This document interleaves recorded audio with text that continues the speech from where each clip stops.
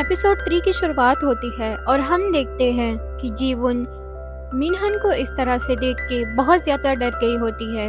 मिनहन जब जीवन के पास आता है तो ऐसे में कोई डोर पे आके डोर नॉक करता है और जब जीवन वहाँ जाती है तो देखती है कि यहाँ पे एक डिलीवरी मैन होता है।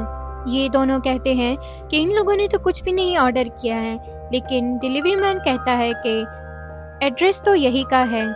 मिनहन उसे यहाँ से जाने का कहता है, लेकिन वो फिर भी यहाँ पे खड़ा रहता है।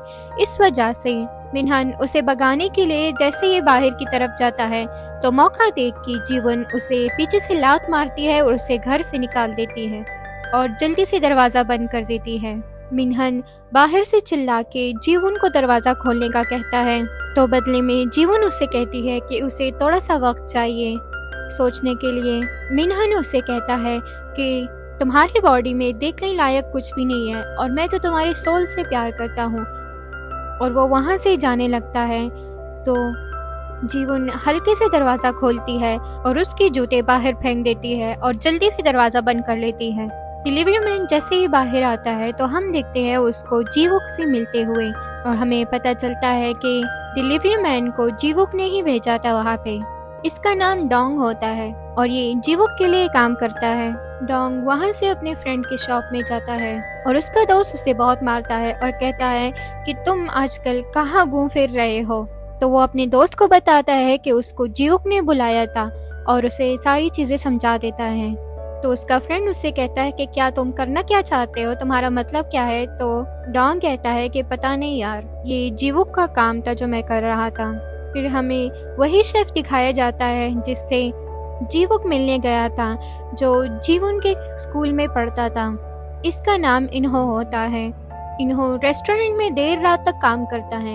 यहाँ पे मैनेजर भी आता है और मैनेजर उससे कहता है कि यार तुम तो बहुत ज़्यादा पॉपुलर हो, तुम्हारे लिए तो दूर दूर से लोग आते हैं, उसके बावजूद भी तुम इतनी देर रात तक काम करते हो और तुम कितने हम्बल हो। और अब मुझे ये बताओ कि तुम्हारी गर्लफ्रेंड ने तुम्हें क्यों छोड़ा था और क्या तुम इस वीकेंड पे फ्री हो। तो जवाब में इन्हो कहता है कि नहीं, यहाँ पे एक रिच बिजनेसमैन आया था और वो मुझे वीकेंड पे इनवाइट करके यहाँ से चला गया और वो भी मुझे मेरे ही स्कूल के रियूनियन में। लेकिन मैनेजर कहता है कि तुम्हारे तो स्कूल में कोई भी दोस्त नहीं था, तो फिर स्कूल रियूनियन में जाके तुम क्या करोगे वहाँ पे। इन्हो कहता है कि हाँ तुम सही कह रहे हो और मुझे तो उस बिजनेसमैन के इरादे भी सही नहीं लग रहे थे। यहाँ पे इन्हो जीवुक को ये समझता था और उसको लग रहा था कि जीवुक उसको उसकी खूबसूरती की वजह से डेट पे ले जाना चाहता है। इन्होंने जीवुक को ये भी बताया होता है कि मेरी तो एंगेजमेंट हो चुकी है और जवाब में जीवुक कहता है कि रुको रुको, मैं कोई गे तो नहीं हूँ, तो फिर तुम मुझे ये सब कुछ क्यों बता रहे हो, मैं तो तुझे वैसे ही इनवाइट करने आया था यहाँ पे। मैनेजर उसे कहता है कि तुम अपने स्कूल के रियूनियन में मत जाना क्योंकि वहाँ पे तुम्हारी एक्स गर्लफ्रेंड भी आएगी और तुम्हारे पुराने सारे जख्म ताज़ा हो जाएंगे फिर से। और ये सुन के इन्हो को भी अपने पास की मेमोरीज याद आने लगती है। हम देखते हैं इन्हो को स्कूल यूनिफॉर्म में जिसके सामने सुमिन और जीवन खड़ी हुई थी और इन्हो इन दोनों में से किसी को कहता है कि तुमने मेरा दिल तोड़ा है और मैं कभी भी तुमसे बात नहीं करूँगा।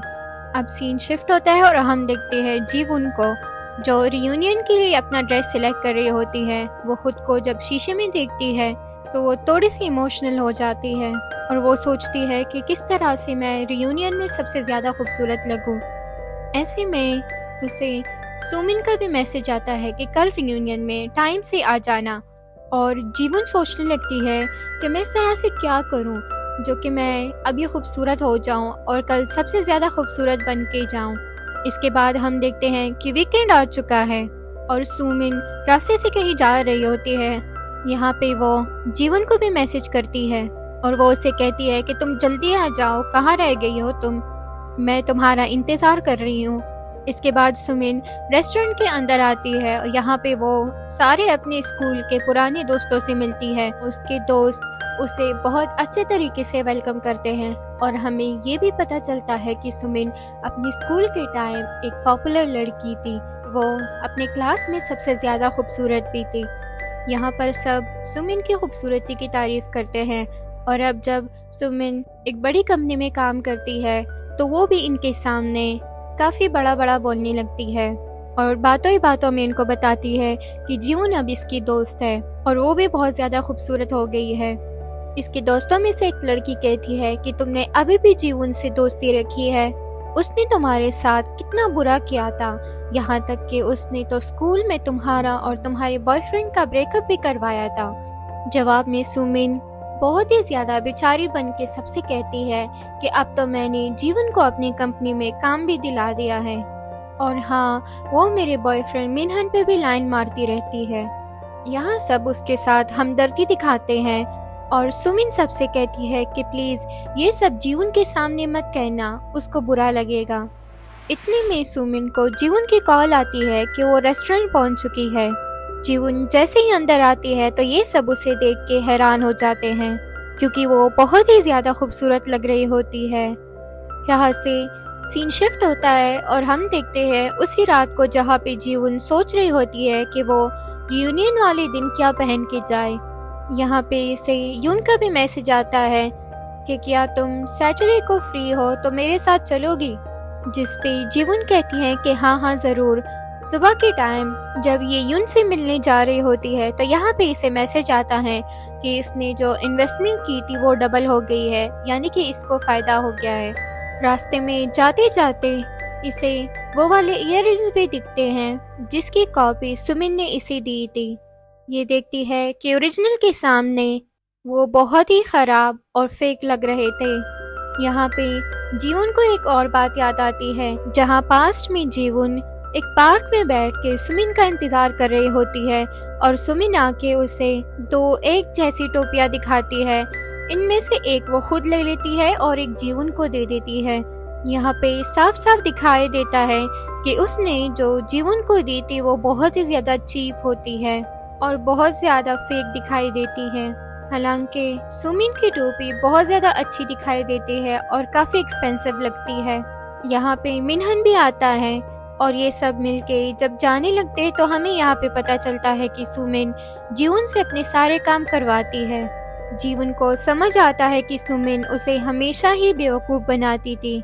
यहाँ पे यून भी आती है और इयररिंग्स देख के कहती है कि मेरे पास भी सेम इयररिंग्स है और देखने पे हमें पता चलता है कि यून के पास ओरिजिनल वाले होते हैं। जिसके बाद ये दोनों खाना खाने जाती है जहाँ जीवन यून से पार्टी के बारे में कहती है और ये सब भी कहती है कि मैं नहीं जाना चाहती, जिस पे यून कहती है कि वो क्यों नहीं जाना चाहती और उसे तो जाना चाहिए। वो अपने क्लासमेट से मिल लेगी और अपने दोस्तों से भी मिल लेगी, जिसके जवाब में जीवन कहती है कि उसके क्लासमेट उसे हमेशा बुली करते थे और उसका कोई भी दोस्त नहीं था सुमिन के अलावा।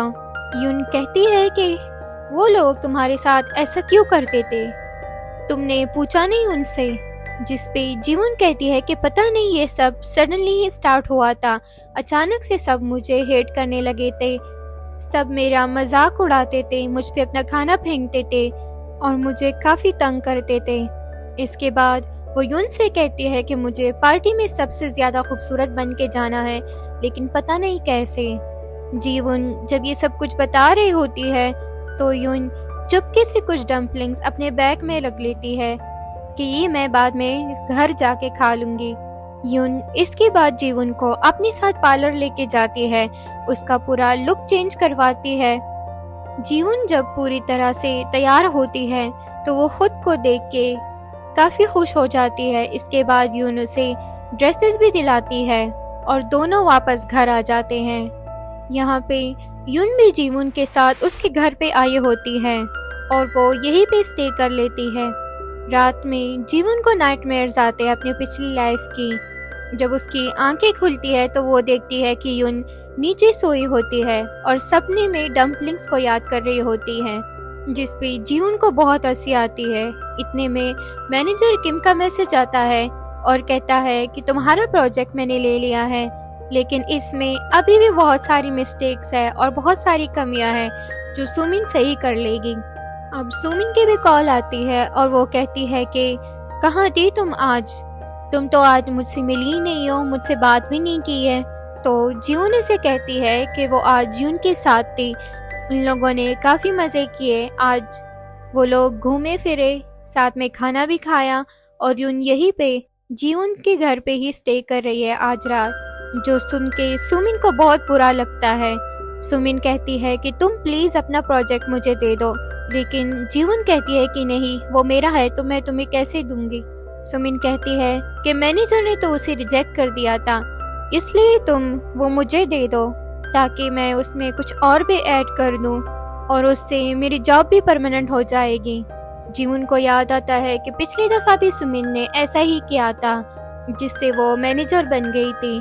जीवन उससे कहती है कि मैं तुम्हारी सीनियर हूँ, तो मुझे तुम मेरे नाम से ना बुलाया करो और तुम्हें मुझे रिस्पेक्ट देनी होगी। जिसके बाद वो फ़ोन कट कर लेती है। अब सुमिन मैनेजर किम से मिलने आती है, जो इसके साथ दोबारा से ख्वाब सजाने लगता है। यहाँ पे मैनेजर किम जीवन का प्रोजेक्ट लेके सुमिन को दे देता है। अब प्रेजेंट को दिखाया जाता है, जिसमें जीवन पार्टी में आई होती है और सब उसकी खूबसूरती देख के हैरान होते हैं। यहाँ पे हम हीजी को भी देखते हैं, जो स्कूल टाइम में और अभी भी पुलिस की लीडर होती है। ये जीवन से कहती है कि तुम हमेशा सुमिन की कॉपी क्यों करती हो, जिसपे जीवन अपने इयररिंग्स दिखाती है और सब कहने लगते हैं कि सुमिन तुमने जीवन की कॉपी की है, क्योंकि जीवन ने जो इयररिंग्स पहने होते हैं वो असली होते हैं। सुमिन ये सब सुन के जल्दी से इयररिंग्स निकाल लेती है।